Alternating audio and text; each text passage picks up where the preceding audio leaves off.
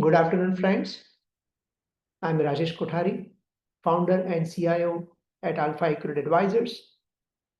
At Alpha Accurate Advisors, periodically we keep doing this AAA Winner Series webinar, whereby we invite founders, CEOs, and the top management of the firms to share insights on their sectors and, of course, their company's strategies over next 3, 5, 10 years.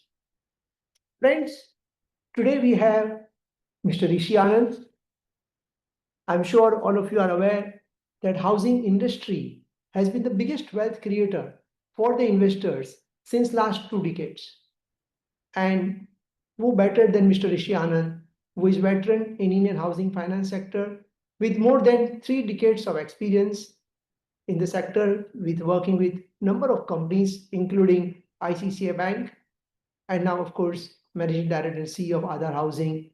He is right now with us. Thank you, Mr. Rishi. Thank you, Rajesh ji. Thank you so much. Thank you, sir. Thank you for joining. And I always, when I look at the wealth creation over last 20, 30 years, housing finance probably is the only sector which has created wealth consistently for almost 2+ decades. And of course, it is not surprising because if you look at the overall housing finance in last 10 years as well, it has grown almost like 4 times the total housing credit. If I look at it, like 4 times. So the sector is always interesting. It is probably one of the most secular theme in this country, better than probably even the FMCG space and also the healthcare space. So, since you are a veteran, first of all, thanks for, joining this webinar. And what is your view on this decade theme? Do you think this kind of a trend can continue, or you see any speed breakers for the sector? Okay, I think first thing first, Rajesh ji, first is thank you so much for having me. Thank you to ALF Accurate for looking at this sector very closely. Yes, you are right. For me, it will not be very fair to compare or comment on other sectors. All the sectors have their own, positives and I would say hiccups as they grow. But over the last, I would say, decade, yes, housing sector in totality and housing finance sector both have been doing very stable. The growth numbers, and you rightly said so, 4 times growth in the credit offerings that have happened on the sector standalone. As we look ahead, I can give you certain data points with respect to how data is panning. For example, the first data point that we all refer to as an industry is the mortgage to GDP penetration in the country. We stand at about 12% mortgage to GDP penetration. And I have been closely looking at this number for the last 10 years. It has moved in the last 10 years from a 8.5% to 12% today. It's a slow pace. If I were to compare with the closest comparable country, which is China, which is at 26, 27% today, forget UK, US, which are at 60% plus. Yeah. So that number in itself gives you a picture of, the long-term growth that this sector can have. Even if a comparable to China, as I mentioned, a growth from or a movement from a 12% to a 26% in itself is a 10-15 year journey. That is one data point. Second data point, the housing shortfall in the country. As we stand today, a 3 crore housing shortfall is reflected by all the committee reports, whether it's an RBI committee report or National Housing Bank committee report. Everybody is showing, and this number is consistently increasing, the housing shortfall. And the plain and simple reason is urbanization, nuclearization of families that is happening, the trend in the country. Because of all this, the demand side is substantially increasing. And for people like us, companies like us, the regulator and companies like us have to do too much on the supply side. The government has taken multiple initiatives, and I'm sure we'll talk about it as we go ahead in the discussion. Yeah. So basically, you think in next 10 years, if I look at the per capita income, the inflection point of India now fourth largest and going towards third largest. Do you think this 4 times in last 10 years, considering the huge shortfall, can this 4 times becomes 5 times in next 10 years? In multiplication terms, yes, definitely. The numbers that I've been quoting to you, this housing shortfall, etc. It is, as we stand today, if I were to just pick up the housing finance requirement, it is 67 trillion. That is the kind of housing loan requirement from here on to 2030. So we are talking about 5 years and the kind of requirement I have quoted. So I don't see any reason why it should not. Sure. And how affordable is one of the very important part of this entire housing finance. And correct me if I'm wrong, affordable itself is one third of the total housing. But within affordable, there are various segments, and within housing, there are various segments. If I look at the, affordable kind of a ticket, probably in last 5 years, the growth has been much lesser compared to, say, premium and the middle segment. So less than 15 lakhs, is called affordable. And just for the purpose of the viewers, less than 15 lakhs is called affordable. And there we have seen about 5-6% compounding growth compared to the above 15 lakhs, which has been 15 to 20% compounding growth. So, what is basically impacted this affordable side, and what triggers is required to make sure that affordable actually also grows fast? So Rajeshji, I think you are one of the very few persons who have touched the word called affordable in the way you have touched it. See, affordable in our country, the word affordable housing finance is very loosely used, and somewhere you touched that point. Uh, Broadly, affordable is a very large segment. It goes up to 50 lakhs, not up to 15 lakhs. It goes up to 50 lakhs as per the new definition of RBI, which is the priority sector definition. The earlier limit was 35 lakhs. It has been raised to 50 lakhs for metro locations. So if the PSL limit is 50 lakhs, affordable limit becomes 50 lakhs. Affordable actually is not classified into multiple segments. It is just classified into two segments.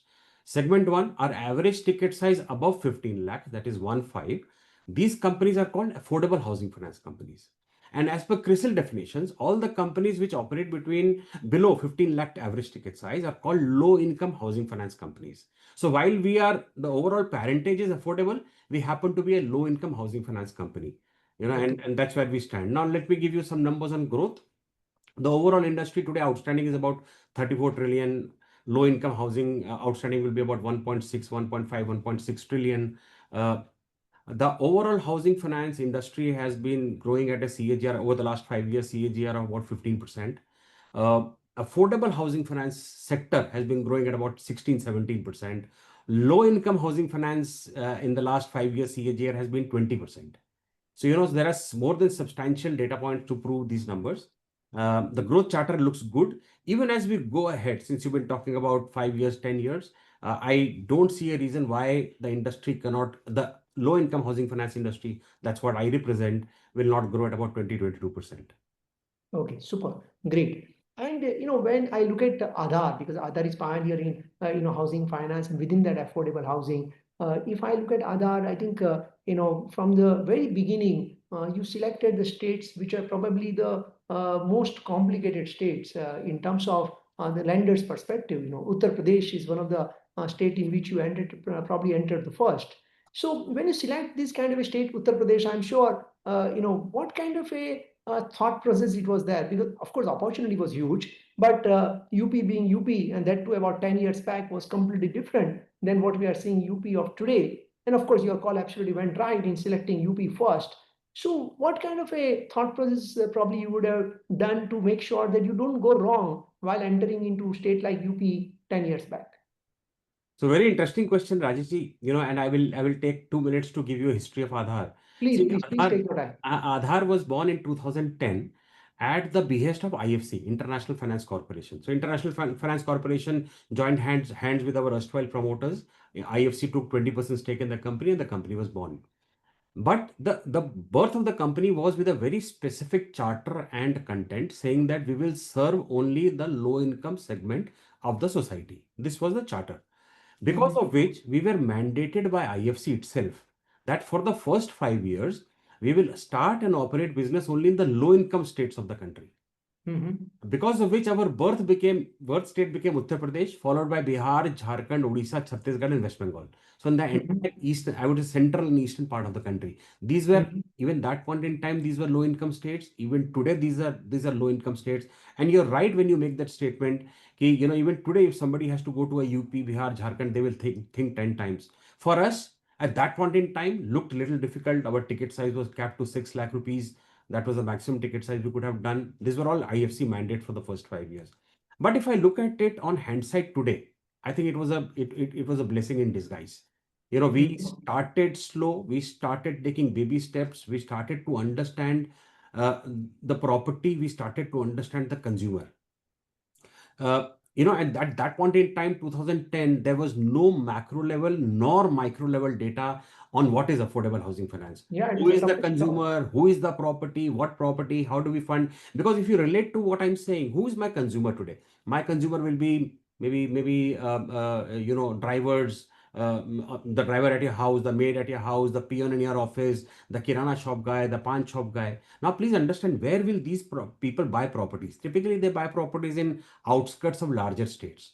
Outskirts में क्या होता है sir? Property होती है various names in various states of hours. Somewhere it's called gram panchayat, somewhere it's called पट्टा property, somewhere it's called लाल डोरा and so on so forth. So understanding this property, understanding the behavior of this consumer customer was a slow start for the industry. But as I said, it blessing in disguise. We entered a very very tough state, and I would say it was all in the mind. UP today is the largest market for us, sir. We are Rajesh ji, about 70 76 branches in UP, spread Yes. across the length and breadth of the country. So much spread कि हमको UP को तीन हिस्सों में divide करके we are doing business. So that is the strength of our in UP. Oh, wow. UP behavior, credit behavior, very surprising. One of the best credit behaviors that we are getting from UP. I will not be able to make that statement for all the states, but UP, since we are talking UP, one of the best credit behaviors. And today, most of the low-income housing finance companies are following us in UP. They're wanting to get into UP. So I yes, see. I would say we entered tough states. The choice, and I would say at the back of the mind, there was also this thought that we have to cater to each and every state in the country.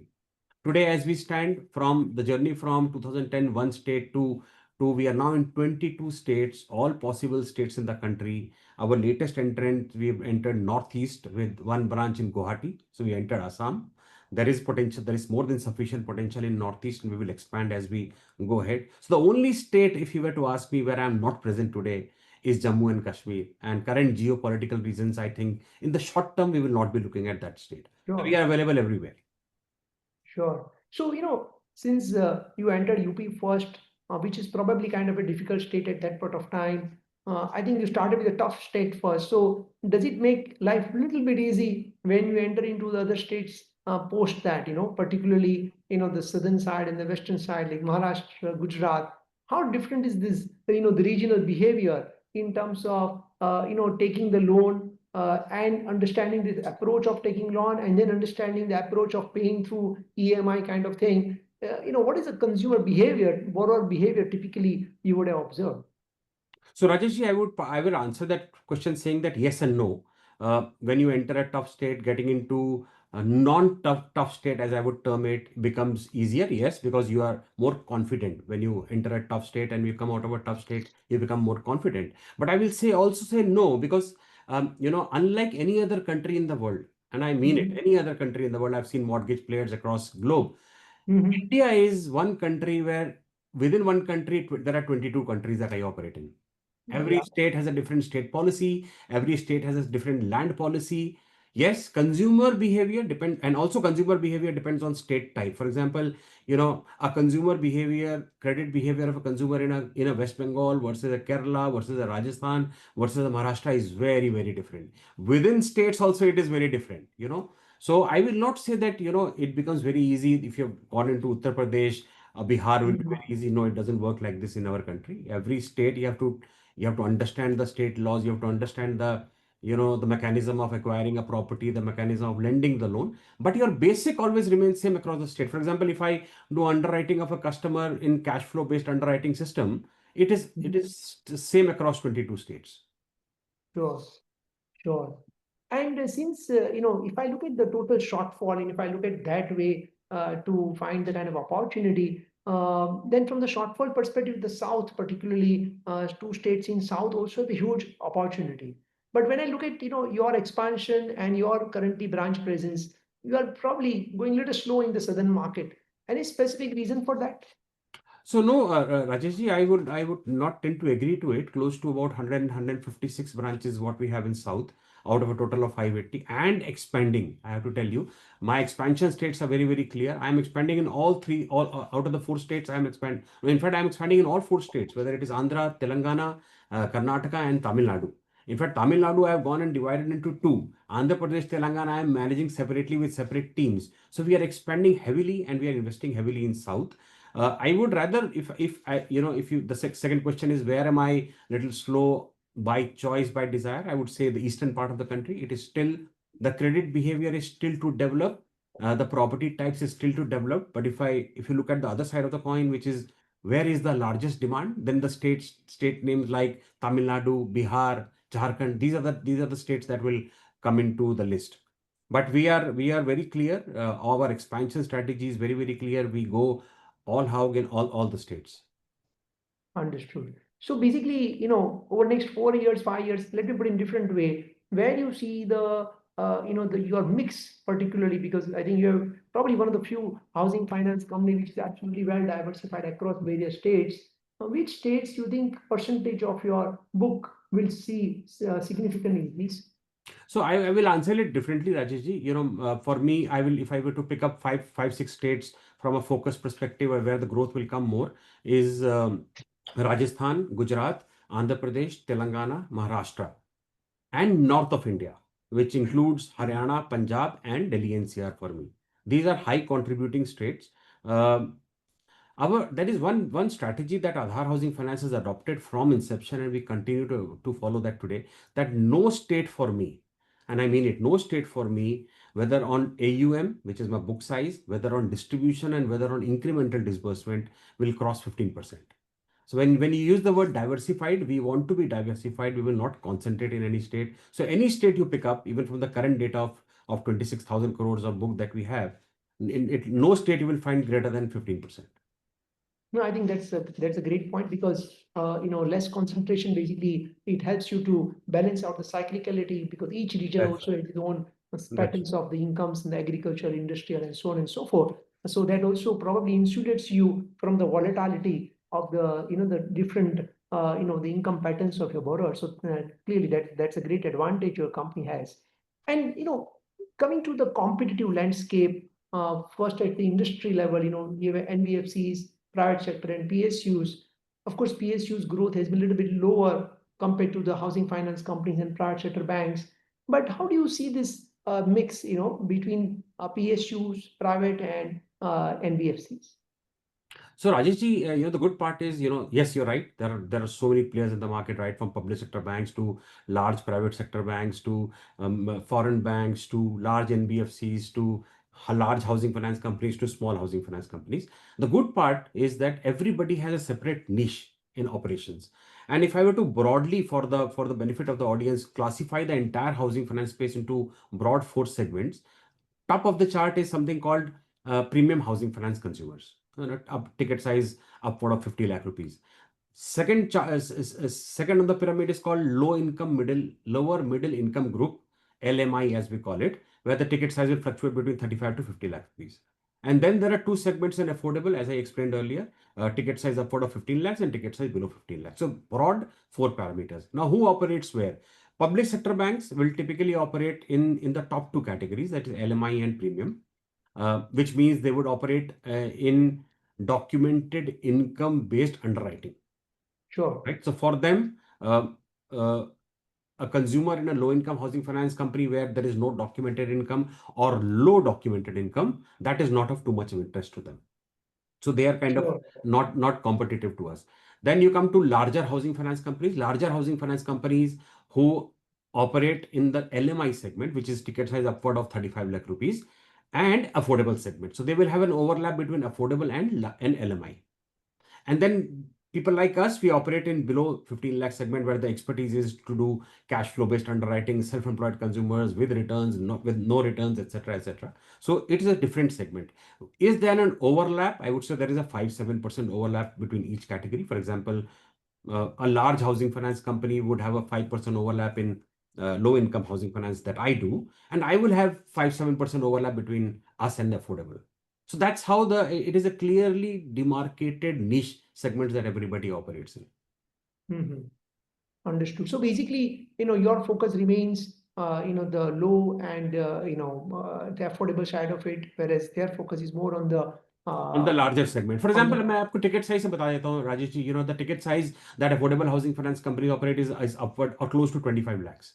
So correct. that is where their focus area is. Sure. They might have within their companies, they might have one vertical or one team trying to do low income housing. So that's where the overlap comes. But Mhm. overall, 90% of the business will be upward of 25 lakhs. For us, 100% of the business is below 15 lakhs. True. So that's how the True. chart is. If I look at other housing, since we talked a little bit about industry and within affordable housing finance companies or the kind of what I would say borrower where you are basically having a very niche market share. If you look at that competitive landscape, what is the right to win market share? Why borrowers should select, say, other housing compared to say Home First or any other competitor, be it PNB housing or be it a Kent housing or any other bank particular. Let's assume if the borrower has a 5 options, why he should select other housing. Okay. The logic is very simple. One is, um, in 2010, when this entire story of affordable started, there were 14 companies that were granted licenses. Today, as we look at data, there are close to about 26 to 30 companies who operate in the low income space. We happen to be the largest in terms of AUM, largest in terms of distribution, largest in terms of incremental disbursement. As I told you, 580 branches, 581 branches, 22 states, 26,000 crores of AUM, incremental disbursement growth is about 18 to 20%. So that is where we operate. Why will a consumer come to me? First of all, for that, you'll have to understand who my consumer is. I gave you some examples. These are Yes. people in tier, I would say 2, 3, 4, even we go up to tier 5 locations these days, where for the consumer, availability of credit is more important. Sure. This is a consumer who would typically, barring the top 15 cities, and I'll come to that separately, this is a consumer who would typically not go to a website and try and apply for a loan, because for Mhm. him, there is no understanding of who is giving him a loan. For him, it is still, True. and if you go to very, very small location, it is still that, can the money lender give me money? Still that thought process continues. So it becomes very, very important for companies like us so that there is financial inclusion. And for that, we have to reach out to the consumer. To Mhm. reach out to the consumer, and I mentioned that twice, 580 branches, which means the closer you are to the consumer, that is the logic of winning the game. And that is why, we keep focusing on distribution network, growth in branches, reach out to the consumer, because this consumer is one where you have to reach out to him. He does not reach out to you. Uh, the closest competitor for me is only in 13 states with about 350 branches. So I would say I'm 3 to 5 years ahead of closest competition. Second thing which my consumer looks at is speed.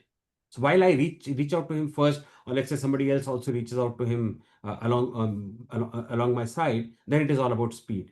These are Mhm. consumers who are very afraid of transaction not closing after giving the initial money to the builder or to the person from where they're buying property. So they need speed. So these are the two factors which keep you, ahead of the competitors. We take quite a bit of pride in terms of being the largest in terms of distribution. I would say we also take pride in speed. Today, our turnaround time for a salaried consumer is about 3 days, and for a self-employed consumer is outer side is 7 days. I see. So that is Fantastic. the speed we give to, and these are the kind of speed that is given to a premium customer, Yeah. as a 50 lakh, 75 lakh customer. And for us, Sure. even a 5 lakh customer is as important as a 50 lakh customer. So these are Sure. the two things which play. My consumer, somebody going and undercutting a rate to him and telling him, I'll give you 50 paisa less or 0.5% less, that doesn't change life for him. For him, the important thing is, how fast can I get credit? Mhm. Interesting. And since you touched upon the distribution network, and I think last time also when we met, we to your management, they were saying about a very unique distribution network where you have a deep impact and the micro branches and then branches, and that's how basically you keep growing at the same time, keeping cost under control per That's right. branch. So That's that's right. very unique model through Aadhar Mitra and all that stuff. So can you touch upon a little bit about that concept of Aadhar Mitra? Who typically becomes eligible for Aadhar Mitra? What is their role? And how basically it helps you to keep expanding your distribution network and at the same time making sure that your cost is under control? Okay, so you actually touched three topics in it, and I'll take 2 minutes to explain the three topics. One is, somewhere when we started and we started expanding, the thought was, how can, while you need distribution, ours is a game of distribution. Our customer, as I said, will not come to a website. I will put an ad in a newspaper, he will not come. So you have to reach out, which means you have to branch. The thought in the mind 8 9 years 10 years back was, how can I keep my cost low and also branch out? That's where the birth of four-tier structure came into in Aadhar, and we are a unique Mhm. company which has a four-tier branch structure. हमारे branches में, if you visit Rajesh ji, you will not find one branch same as the other branch. Every branch will Mhm. be a different structure. We start Mhm. very small in a tier 4, tier 5 location. If I were to open a branch today, I will very small, start very small, 100 Mhm. square foot office, two or three sales guys.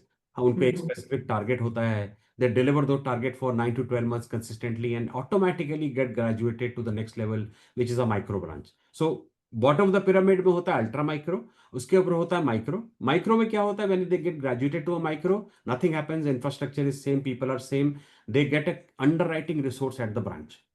Mhm. That is purely from a risk perspective कि आपने थोड़ा AUM बनाना शुरू कर दिया, you started doing business, so better to get a underwriting resource at the branch. After that, they get Okay. specific targets, 9 to 12 months again, they deliver those targets. And now it is 2 years, and after that, we take a pause. Because by now, we've started to understand the consumer behavior, the property type, and more importantly, potential. अगर इसके बाद potential है, they become large structures, which we call as small and a main branch, where actually infrastructure grows in size. All the backend team members, right from operations to technical to legal to collection to branch head, everybody gets added to structure and they become independent profit making centers. अगर मैं ये 580 branches को divide करना चाहूँ between the small structure and the large structure, they are 50 Mhm. 50 today. And my cost, break even cost for a small branch, the startup branch, is about 9 months. तो 9 month में break even कर लेता हूँ, because मैंने cost opex बहुत कम रखा हुआ है इन ब्रांचेस का. So that is one strategy that we've adopted, and we continue with that strategy even today. And Second, this basically Aadhar Mitra can be anyone. I'm coming to Aadhar Mitra. Yeah. So Aadhar Mitra sir एक बड़ा differentiated strategy in the market, and it all actually the birth of Aadhar Mitra happened with the problem. The problem for companies like us was we have no point of purchase. Because Mhm. my customer is not buying, let's say, a Hiranandani property or a Kanakya property where on a Saturday, Sunday, my people can go and meet the customers. My Sure. customer is, one of the customer is constructing a property 100 kilometers on the west, other one is buying 80 kilometers on the south. So it is Mhm. fragmented consumer. And True. we don't have builders, etc. My customer is not buying builder properties. So that was the problem statement. And we said, okay, fair. I don't know where my consumer is, but whosoever this gentleman is, on a daily basis, he is going somewhere. So identify that somewhere and reach out to the customer. For example, he goes to buy vegetables daily. He goes to buy milk daily. He goes to a saloon shop once a month. Can we convert these into our point of purchase? So we started a pilot in state of Maharashtra, started getting good results. Today, we have 16,000 plus Aadhar, and we call them Aadhar Mitras because they are lead generators for us. And today Yeah. we have 16,000 plus Aadhar Mitras. So there is no eligibility criteria to become an Aadhar Mitra. It's just that wherever I have my consumer footfall, there is a potential of that gentleman becoming Aadhar Mitra. Aadhar Mitra as a concept is more to do with financial inclusion. These are, for example, a vegetable vendor. The primary job still remains selling vegetables. This is Sure. adding on to his income. So that is True. Aadhar Mitra. Last topic that you touched was deeper impact. In the same breath, I told you I'm in 22 states and I will keep expanding 50, 60 branches every year as we go ahead. But there is no more state to expand.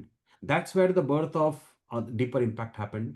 In phase one, about 1.5 years back, we identified top 5 states, including Uttar Pradesh, Rajasthan, Maharashtra, Andhra Pradesh, Telangana, and we started going deep. Mhm. Smaller talukas, district centers, जहाँ हम नहीं थे. Today we have about 200 deeper impact branches. These are small setups.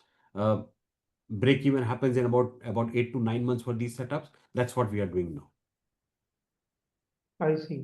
So basically, as and when, so basically, deeper impact branch's job is to just to make sure that you have a very limited presence, and maybe over a period of 12, 18, 24 months, that becomes more like a micro branch. That's right. They will grow in the same phenomena as the other branches. From Mhm. deeper impact, they will become micro to small. If there is potential in that market, they will keep growing in terms of size. And typically, as you said, the break-even point for your micro branch is roughly about say 9 months. So is what about kind of a 2 crores kind of a total loan disbursement. That's what you typically look for. You know how it gets lapsed. Sir, Rajesh if there is a new branch, the typical target, incremental target for them will be about 50 lakh rupees, which is annualized basis will be about 5 crore rupees. On a 5 5 crores. crore, given the fee structures that I operate in, given the cost structures that I have, I typically for a ultra micro branch, my average rental will be about anywhere between 10 to 15,000 rupees. Okay, And then there is a cost of only two people. That's how understood. you break even. And you break even only with the fee income. The Un- P&L, the spread is all for head office. It has nothing to do with the branch. Understood. Great. And when I look at your overall housing versus say not housing, but not the core housing, that is roughly about 25%, which is also actually lower than a few players who are more into LAP and those products. What's your view? What's the challenge over there? Can this be 30%, or do you think it is better to be 100% secured, not only secured but remain core housing? There are of course pros and cons because we have seen many NBFCs they move towards in that direction, and then ultimately NPA also starts happening over a period of 3, 4, 5 years. Then they again wind down the book. Correct. At the same time, you also see the constraints on growth for the players who are purely focusing on housing. So how do you balance between this housing and non-housing? Okay, so one thing is very clear, Rajesh ji, that we are a housing finance company. Whatever we do, it has to be a secured loan. We will not be doing any unsecured loan. That is point number one. Point Mhm. number two is since we are a regulated NTV, there is a norm called the principal business criteria, which Yeah, effectively means that 60% of my balance sheet size has to be housing loan, meaning loan for buying or constructing a house. Uh, sure. if I translate this 60% purely into how much housing I can do and how much non-housing I can do, it is 70-30. 70% of housing I can do, 30% of non-housing I can do. Today, I am comfortably sitting at 75% housing and 25% non-housing. Even True. in non-housing, I do a product called loan against property, which is secured loan. My Mhm. loan against property is average ticket size only 8 lakh rupees. So Okay. much below the housing ticket size. It is a micro loan against property. Should I go and look out for other products? There is always this, I would say, lure and greed to do high spread products. It can be a PL, it can be MSME, unsecured MSME loan, etc.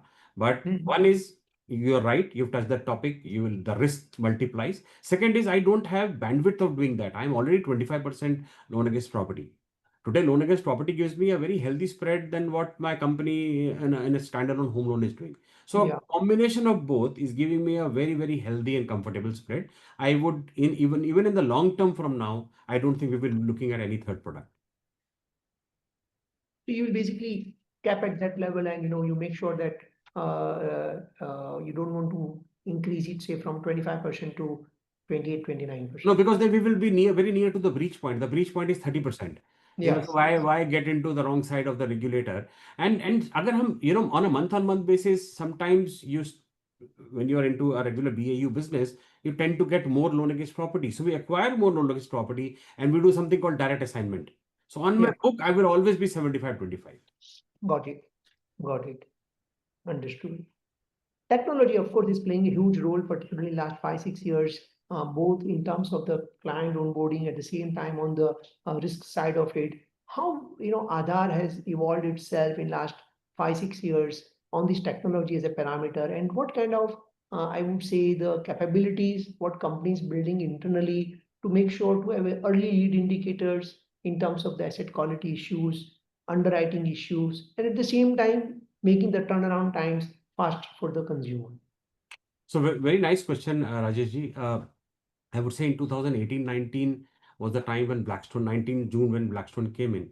That is the Mhm, time the company took a call to move away from the existing homegrown technology platform to a mhm, world-renowned TCS platform. So mhm. unlike other companies where they have two or three platforms and then there are integrations between two or three platforms, we have not gone for that model. We have taken one integrated platform developed for us by TCS end to end. And Mhm. that any products that we like outside are API integrated. Okay. So we have heavily invested in technology 4 years back. Today, we can proudly say that technology plays a very important role. And if I can illustrate with few examples, for Yeah. example, with the transition from a homegrown system to a TCS-based technology platform, today most of my jobs are on mobility solution, on mobile, right from a product called sales mobility. So my sales guy today does not make any physical files. Everything is electronic. He carries his mobile to the consumer place, and in within 40-45 minutes, the consumer is acquired.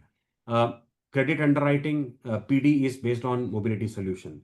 Technical underwriting, which is underwriting of the property, is 90%, I would say, on mobility solution, right from taking pictures to geo tagging the property. My collection mechanism is 100% on mobility solution. So what is technology getting me on the table is getting me speed.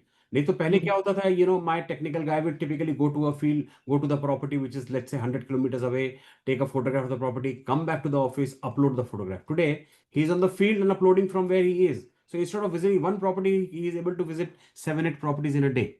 So efficiencies and productivities are getting enhanced. So technology, and constantly we are investing in technology, whether it is right from consumer verifications, which are more or less online today, to account aggregators, to Crave, High Mark, everything is now integrated to the technology platform.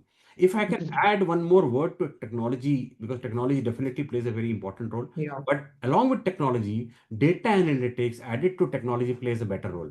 Today, Sure. proudly we say that we are one of the few companies who have a 20-25 member data analytics team. You mentioned credit assessment, you mentioned risk assessment. Now, this is done on the technology platform by the data analytics team. We've got data lakes where they keep digging the data lakes, they keep looking at data again and again. As important as giving a forecast to the collection team that these are the consumers who are going to bounce this month, and there is a probability of roll forward. So shift your focus from this customer to this customer. We have, and if I can quote a number there, we have 96% accuracy in future predicting collection today. So, Oh, and wow. plus, for example, identifying markets, identifying consumers into red, amber, and green. A red consumer typically is a consumer who has been defaulting, who's bouncing, etc. So all that, all the 3 lakh customers today have been segregated between red, amber, and green. I have to identify a new market. Data analytics does the job, gives it to the field, saying that these are the top markets in your state. Why don't you go and launch these markets? So both, I think, a combination of technology, which is the platform, which is TCS for us, and to top it up, data analytics. I think they are doing a wonderful job, and we are constantly investing in both. I see. So when you look at, your technology as one of the, pillar from the overall credit assessment as well as risk assessment as well as a customer experience, um, from the customer perspective, when he looks at it as an outsider, whether he feels kind of a lot more comfortable and convenient to deal with Aadhar with the technology as a platform, or because you are still into that, your geographies are more into the lower income side and therefore they are more physical in nature. So I would say again, it is very market specific, Rajesh. The top 15 markets, top 15 metros, customer is very aware. He likes usage of technology. The moment you send him a message saying that your loan is approved, Yeah. OTP based sanction letter signing, OTP based loan agreement signing, e-signing, etc. This is one set of consumer, the urban consumer. He likes it. Yeah. The moment you move to the emerging markets, which is the bigger market for me, about 400 odd branches, that's where the consumer needs most of the things physical. So when we talk about technology within the company, my direction to the team is very simple. First, get your shop in order. Invest heavily in technology inside, which we have already invested. The benefit to the consumer can be direct and indirect. What is indirect benefit? Speed. uh, that's what the consumer needs. How fast can you approve the loan? Today we are talking about a product which is approving a loan within 30 minutes. Yeah. So while you're sitting with the consumer's house, within 30 minutes you can approve a loan. So that's what he needs. He doesn't need कि आप मेरे से e-sign कराइए, OTP based. I think our consumer will take, I would say, 5-7 more years to get there. But my urban consumers, they are at par. Sure. Sure. So, all these things, of course, the improvement on the technology side, all these things helps you to keep your cost under control. And if I look at your cost to income ratio, it has improved significantly in last 10 years. Do you see further improvement on cost to income ratio because of this technology? And also, of course, the productivity, some scope of improvement over there. How do you see this cost to income ratio over next 3-5 years? So Rajeshji, I think this topic of OpEx, cost, etc. It's an ongoing process. Um, Today, when I say technology, we have already heavily invested in technology. Is there any big investments happening? Though no, there will be no big. There will be continuous small investments that will continue. We are, and you're right. You forget last 10 years, even in last 1 year, from 24 to 25, there has been a drop of close to about 1% in our cost to income ratio. The way we look at it, anywhere between, because of technology, because of efficiency enhancement, we will be able to shave up another 50 to 60 bips in the current year. The moment we reach 35% cost to income ratio, that's where we are going to stabilize. And simply because we are a cost heavy industry. For example, property evaluation karna hai, so I don't go to vendors. I do 100% in-house. I've got 350 engineers on our rolls. Collection mechanism, 100% in-house. Legal, in-house, hybrid model. Credit, 100% in-house. So when you do everything in-house, the cost structures, and then so much of distribution network has to be created. So I would say stable state, and even in cost to income ratio across our peer group, we are the best. I think we are today at about 36.4%, and over a couple of years, reaching at about 35% is what we are looking at. I think that's huge improvement from current levels, because I think you are already one of the most efficient housing finance company in the space. So that's good to hear that there is a further scope to improve. And given a choice, you think you will pass on that benefit, or you think you would retain that benefit? Benefit to the consumer Yes. in the interest rate. Yes. Sir, the consumer interest rate is entirely depend on our RPLR, which is a function primarily of the cost of fund. And I'm sure your next question is in the falling interest rate scenario, how will it pan out? So simple hota hai. Our RPLR is a very opaque model, clear model available on the website. For example, today from the banking sector, I have 9,000 crores of liability. Out of which 20% of the liability is repo linked and rest is MCLR linked. With the repo rate reduction, and hopefully on the 6th, some more reduction will happen. The repo linked liability gets immediate impact for me, right? That reduces by that percentage. Yes. But the MCLR benefits takes anywhere between, I would say, 6 to 9 months, because depending on what cycle you are you on an annual rest, half yearly rest? So it takes 6 to 9 months. The moment the company gets benefit overall on the cost of fund, it is passed on to the consumer. And I'll tell you why. 80% almost, per couple of percentages here and there, 80% of my liability and 80% of my asset is all floating. So whatever comes in, either increase or decrease, has to be passed on to the consumer. Yes, there can be a lag of a couple of quarters here and there because of the benefit coming to me, but it has to be eventually passed on to the consumer. So any operational efficiency that we get is for the company. Any cost of fund benefit that comes, it'll pass on to the consumer. Sure. Sure. If I look at, your AUM per employee, probably that's one metric where I can see still some room for improvement, because in FY21 it was like 58, and I think FY25, correct me if I'm wrong, it is a little bit lesser than that, maybe around 55 or 54. Do you see any scope of improvement over here in terms of AUM per branch, AUM per employee, and the profit per employee? Sir, देखिए Rajesh ji, all three, AUM by branch, AUM by employee, profit by employee is a function of what I am doing what have I done in the last 12 months. For example, in the last 12 months, I have gone ahead and launched 68, if I am not wrong, 68, 69 branches. Okay. 68 branches mean as many manpower getting added to the structure.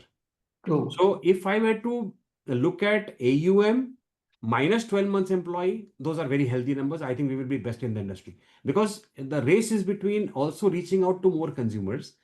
So when we become stable state, let's say I'm saying now next 3 years I will keep adding 50 branches. After that we become stable state, then it will be maybe 20-25 branches. That's where it's going to pan out, because then my AUM will also shape up. My price will be stable. But if the way I look at that data, I monitor this data very closely. In fact, our CFO, who is also on the call, he is like every month looking at this data very, very closely. Yes. What we do is minus 12-month branches, minus 12 months employees. Okay. Because the 12-month employee will start giving you AUM, will start giving you productivity over the next 3 months. Because it makes it more normalized and look at the numbers. Stable state. Everything has to be stable state. Got it.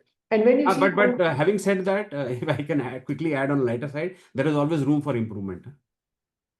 and to improve that, basically, you think, why I was thinking that, because technology, of course, is changing the life dramatically, particularly AI and all these things which are coming up, which is resulting into a lot of low end work. Is technology can do it much more efficiently, and also probably much more foolproof, if I may Right. say so. So I was thinking from that perspective that I think the entire industry, and not only for your company specific, but entire industry in general, the BFSI is one of the large industry, and there is a lot of work which probably technology can do it much more efficiently.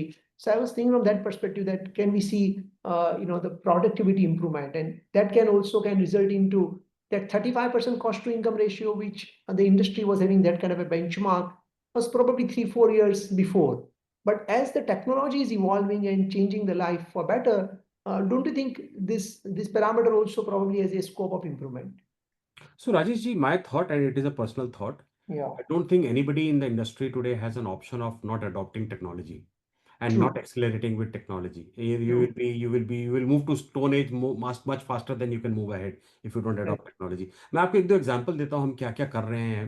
For example Yes. Today at, अब मेरे को productivity कैसे बढ़ानी है, मेरे को you know whatever we are doing which is not required to be done has to be remove from the system. For example we have on the sales mobility जिसकी मैंने बात की थी सोल्यूशन से मोबिलिटी, उसके top पे मैंने एक रिजेक्ट स्कोर कार्ड लगा दिया है.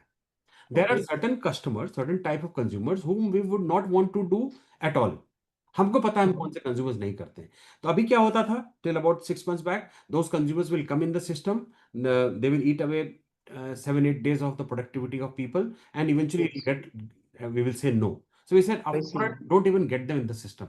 तो अब उससे क्या Mhm. हो रहा है सर, जब मैं प्रोडक्टिविटी कैलकुलेट कर रहा हूं तो मैं 8%, about 8% of my consumers I am pushing away from day one. तो मेरी प्रोडक्टिविटी एनहांसमेंट हो गई. फॉर एग्जांपल मेरा log in to sanction ratio, just as an illustration, not that it is actual, मेरा मान लीजिए 60% है सर. पहला मेरा 60% 108 पे होता था, अब मेरा 60% 100 पे है. तो मेरी Mhm. प्रोडक्टिविटी एनहांसमेंट आ गई. मेरी सेल्स की प्रोडक्टिविटी एनहांसमेंट टेक्नोलॉजी से आ गई. इन अस्टर डेज एक तो वो फिजिकल फाइल बनाता था, एक दिन Mhm. में वो sir, and you have to believe me when I say this, एक दिन में ही used to meet only one consumer. Sure. Today he's meeting at least three consumers. My technical guy at in one day, earlier productivity was only three visits, three property visits. Today average visit is seven properties. So Wow. and it is a continuous process. उसको मैं और technology से strengthen कर रहा हूँ. अब जैसे for example we are Nice. Talking about approval score card. Mhm. Reject score card था, एक अप्रूवल स्कोर कार्ड होगा जिसमें Mhm. मेरे क्रेडिट मैनेजर की स्पीड बढ़ जाएगी. System Mhm. कैलकुलेट करके उसको बता देगा फाइनली उसने हाँ या ना करना है. I All see. that is happening. So I see. technology definitely is playing a very important role, and it will continue to play important role. Can the entire structure go below 35% cost to income ratio? I think we will have to, everybody will have to wait and watch. Is there an Sure. opportunity? Yes, I will say, Rajesh, there is a big opportunity there. True. True. Great to hear that. If I look at asset quality, coming to the your underwriting thing, and I think other housing is one of the few housing finance company have seen probably all four crises: demonetization, IL&FS credit crisis, COVID crisis, and whatnot. And throughout that, we have seen that your credit cost has always remained under control, really very very tight control. So congratulatory job for the entire management, I'm sure. For what basically you do to make sure that despite your presence in a kind of a states, and the borrowers, which is probably not the may not be the top notch borrower, but as you rightly said, the behaviors are absolutely fine. It means your underwriting policy is really very very what I would say, very strong disciplinary processes are in place. Can you throw some color in terms of what processes you follow, and over a period of time, what are the learnings which you're further improving your underwriting practices? So Rajesh ji, you're right. Thank you for the message, congratulatory message. Yes, we have been always been. I think till about, if I'm not mistaken, till about 4 years back, we were always a sub 1% NPA company. Today we are March 25, we are 1.05%. Even as we go ahead, indicatively, we will be in the range of sub 1.1% NPA company. Uh, I think it is a combination of lot of things, Rajesh. Giving credit alone to the credit team, I will not do justice to the other teams. For example, when sales is sourcing, they are trained so much so that your job is not to only pick up a file. Your job is to figure out whether the consumer is going to pay me for 15 years or not. When the technical visit happens, his job is to secure that the property is an asset with a lower LTV and there will be enhancement in property value. When the credit visits, the job of the credit is to figure out ये अगले 15 साल तक इस model में whatever he is doing, the consumer will be able to generate income or not. To top up all, the cherry on the cake is my in-house collection team. We've got close to about 900,000 people, Rajesh ji, who manage collection. And you have to, when to believe in what going to say now, you have to actually go and meet these people, collection people on the ground. हम collection को collection की तरह run ही नहीं करते, हम collection को education की तरह रन करते हैं. और उसका सिंपल रीजन है sir, maybe it is an emotional reason, not a very business reason. Because my customer is going to make only one property in his lifetime, the emotional attachment of this consumer with the property is very high. तो वो सब कुछ छोड़ देगा, property नहीं जाने देगा. और हम उसको एजुकेट करते हैं, या आपने बाउंस किया, चलिए आपको तकलीफ है, आप इस महीने नहीं दे पा रहे हैं, अगले महीने दे दीजिए, लेकिन बकेट में मत मूव करिएगा. अगर आप थर्ड बकेट में है तो आप एनपीए मत बनिएगा, because the moment you become NPA you can't pay one EMI, you have to pay 4 EMIs, otherwise I will go legal. मेरे को सर बाय लॉ अलाउड है Rajesh ji that on the 90th day I can start the SARFAESI process. But I wait out. I will wait for another 15 days, if required, even for another 30 days. I wait. Because my consumer, एक तो consumer sir कहीं मेरा कहीं भाग नहीं रहा है. He is Yes. not an investor, right? So he will Sure. still be in his house. So I think because we run it more like a education series, आप मानेंगे नहीं सर, हम दिवाली में अपने डिफॉल्टर कस्टमर को ही मिठाई भेज देते हैं. भाई आज तक तो मेरे को पैसा दे ही रहा था ना, अभी तो उसको तकलीफ आ गई घर में, तो 2 महीने, why can't we live with it? Sure. I think then the moral responsibility of the consumer towards the organization increases. Sure. Whenever he has money, and I'll give you hundreds of instances within the company where the customer is in bucket 2, he has 1.5 EMIs, he will call us and say कि sir आप एक EMI मत लो मेरे से 1.5 EMI ले लो, ताकि अगली बार मेरे लिए easy हो जाए. Which customer does that? So Sure. I would rather say it's a credit to the entire stream of functions, right from sourcing to collection.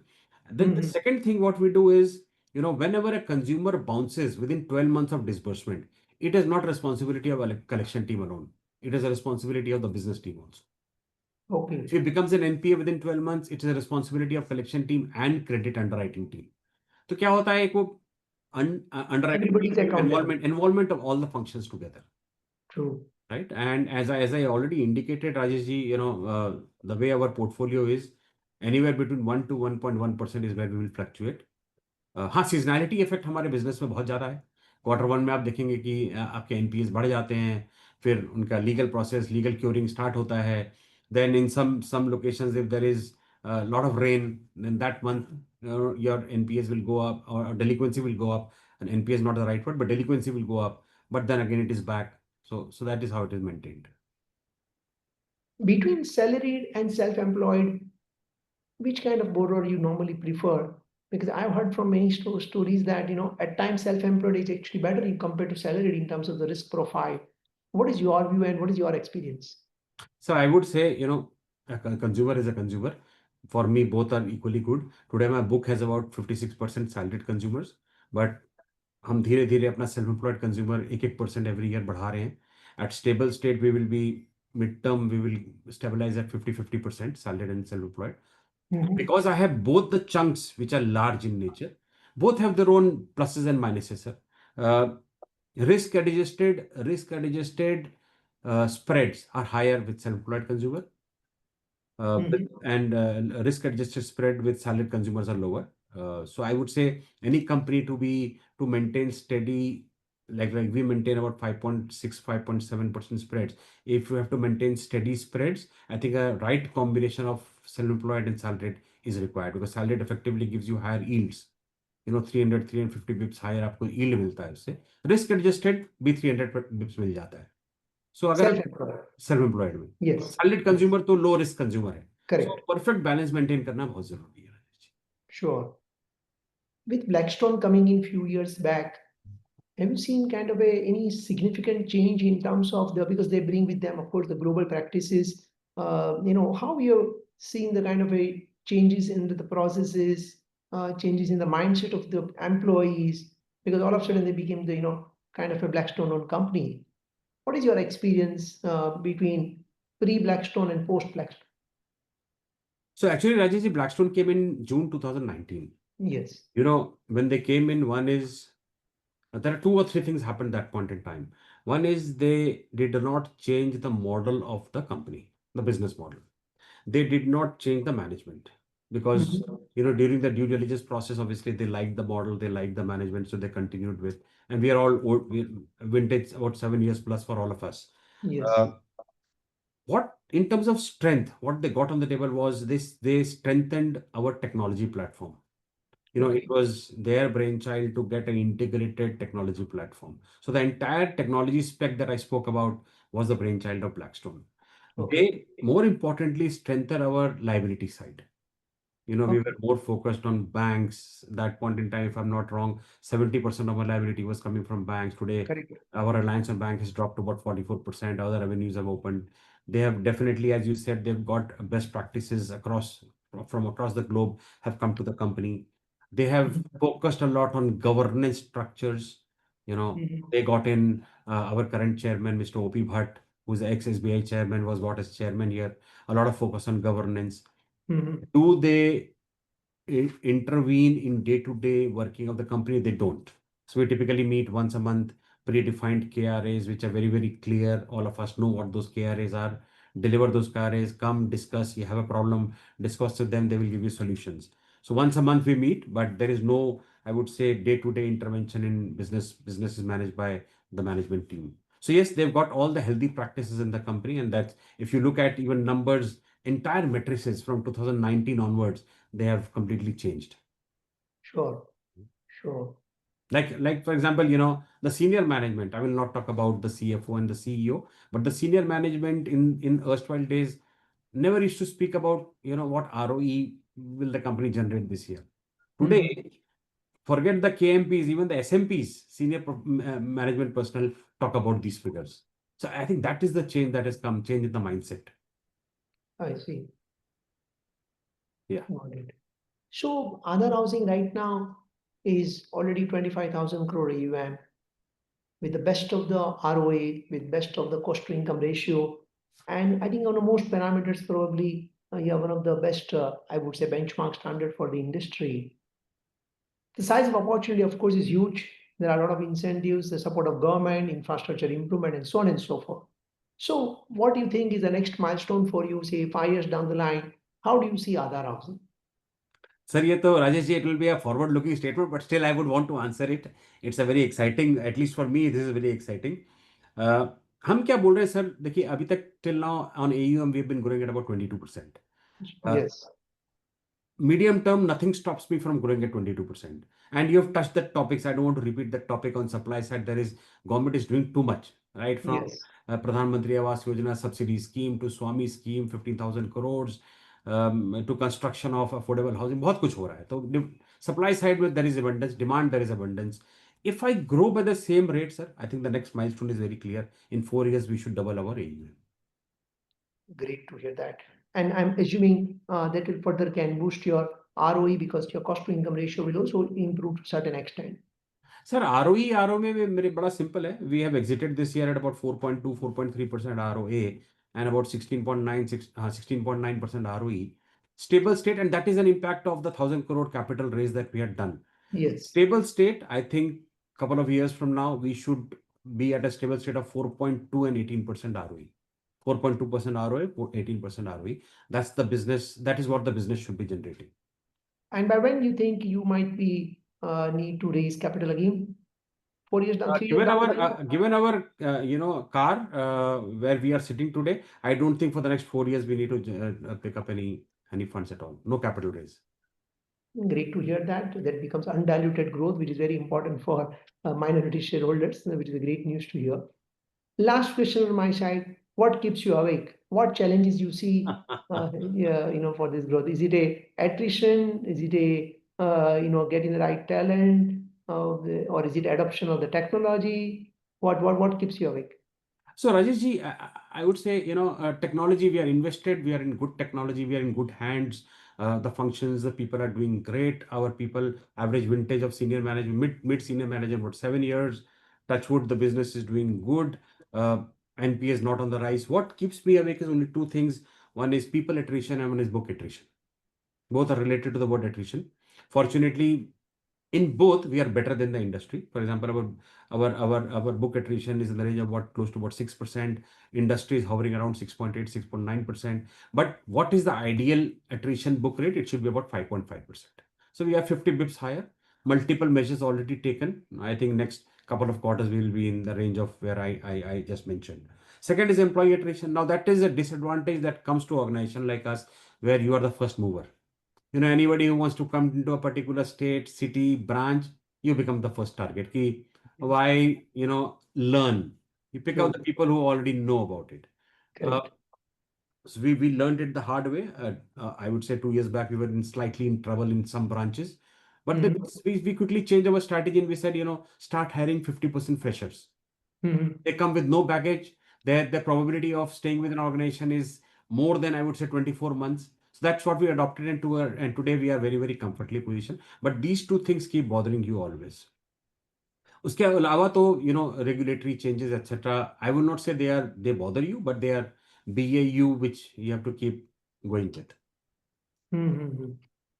Great, great. Rishi ji, it was really a great interaction. I think you have touched upon, I think all the points, be it growth, be it risk, be it challenges, be it technology, be it, kind of a, what might be the roadblocks for next 3, 5 years. I think that's really a very, very candid discussion. Thank you very much. And I'm sure under your able leadership, Aadhar Housing will remain the best and the fastest growing housing finance company in the country. And of course, it will reward the shareholders in this journey to become probably one of the largest and biggest wealth creation over next decade. So thank you very much once again to you for sparing your valuable time and looking forward for interaction next time. Thank you very Thank you much. so much, Rajesh ji, and I'm assuming that the audience would have got some information and whatever further is required. I am is we are all available. But thank you to ALF Accurate and especially to you for taking this session. Thank you so much. Thank you, sir. Good Thank you, evening. everyone. Thank you, everyone, for joining this AAA Winner Series webinar. Looking forward for the next webinar. Thank you.